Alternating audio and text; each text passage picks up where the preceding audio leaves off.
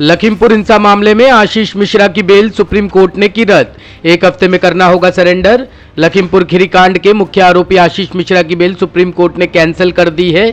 इसके साथ ही अदालत ने आशीष मिश्रा को 1 सप्ताह के अंदर सरेंडर करने का आदेश दिया है। आशीष मिश्रा केंद्रीय गृह राज्य मंत्री अजय मिश्रा टेनी के बेटे हैं, जिन पर कार से लखीमपुर खीरी में किसानों को कुचलने का आरोप है, जो 3 अक्टूबर को प्रदर्शन कर रहे थे। फैसला सुनाते हुए सुप्रीम कोर्ट ने इलाहाबाद उच्च न्यायालय के उस फैसले पर भी सवाल उठाया जिसके तहत आशीष मिश्रा को बेल दी गई थी।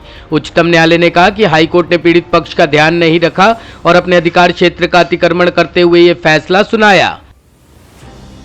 जहांगीरपुरी में फिर बिगड़े हालात। गोलीबाज सोनू शेख की पत्नी से पूछताछ पर पत्थरबाजी। राजधानी दिल्ली के जहांगीरपुरी में एक बार फिर पथराव की घटना देखने को मिली। बताया जा रहा है कि दिल्ली पुलिस द्वारा एक महिला को पूछताछ के लिए ले जाने के दौरान यह पथराव किया गया। हालात को देखते हुए इलाके में रैपिड एक्शन फोर्स के साथ ही भारी पुलिस बल तैनात है। बताया जा रहा है कि पुलिस जहांगीरपुरी हिंसा के दौरान फायरिंग करता दिखे सोनू शेख की पत्नी से पूछताछ के लिए पहुंची थी, तभी अचानक वहां जमा हुई भीड़ ने पुलिस पर पथराव कर दिया। जहांगीरपुरी के सी ब्लॉक निवासी आरोपी सोनू शेख घटना के बाद से ही फरार है, लिहाजा पुलिस टीम उसकी पत्नी को पूछताछ के लिए अपने साथ ले जाने के लिए उसके घर पहुंची थी।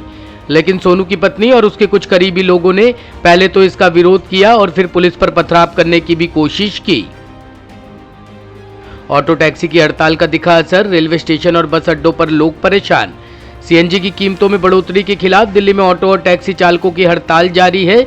2 दिवसीय हड़ताल के पहले दिन यानी कि आज सुबह से ही दिल्ली में इसका असर दिखाई दे रहा है। खासकर रेलवे स्टेशनों और बस अड्डों पर लोग परेशान नजर आए।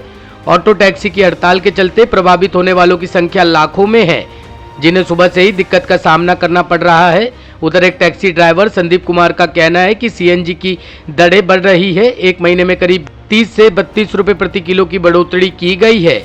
हम आज और कल हड़ताल पर है। दरअसल इस हड़ताल में ऑटो और टैक्सी चालकों के साथ मिनी बस चालकों के भी कई संगठन शामिल है। बताया जा रहा है कि ऑटो टैक्सी की विभिन्न यूनियनों की ओर से किराया दरों में बढ़ोतरी और सीएनजी की कीमतों में कमी किए जाने और सीएनजी पर सब्सिडी की मांग की जा रही है। आपको बता दें कि अधिकतर संगठनों ने कहा है कि आज सिर्फ 1 दिवसीय हड़ताल है, लेकिन सर्वोदय ड्राइवर एसोसिएशन दिल्ली ने कहा कि वह आज से अनिश्चितकालीन हड़ताल पर रहेंगे। रूस ने यूक्रेन पर किए सिलसिलेवार धमाके। मारियोपोल की सड़कों पर बिछी लाशें।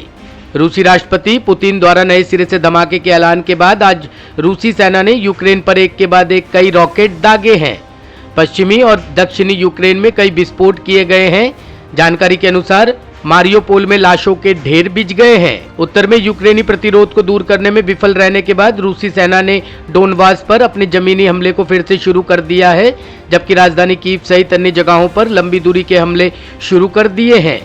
कीव और निप्रापेट्रोस के क्षेत्रों में आज सुबह कई विस्फोट किए गए। मीडिया आउटलेट ससी पल्ले के अनुसार निप्रापेट्रोस हमलों में 2 लोग घायल हुए हैं। लीव के मेयर एंड्री सदोवी ने कहा कि शहर पर 5 मिसाइल हमले हुए हैं। वहीं कीव में निप्रो नदी के बाएं किनारे पर सिलसिलेवार कई धमाके हुए हैं। गवर्नर मक्सिम कोजित्स्की ने कहा कि लीव में मिसाइलों ने सैन्य ठिकानों और एक कार टायर सर्विस पॉइंट पर हमला किया है, जिसमें 6 लोग मारे गए हैं और 8 घायल हुए हैं।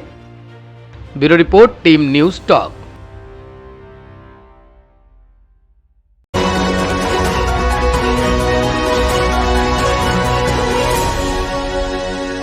Preview.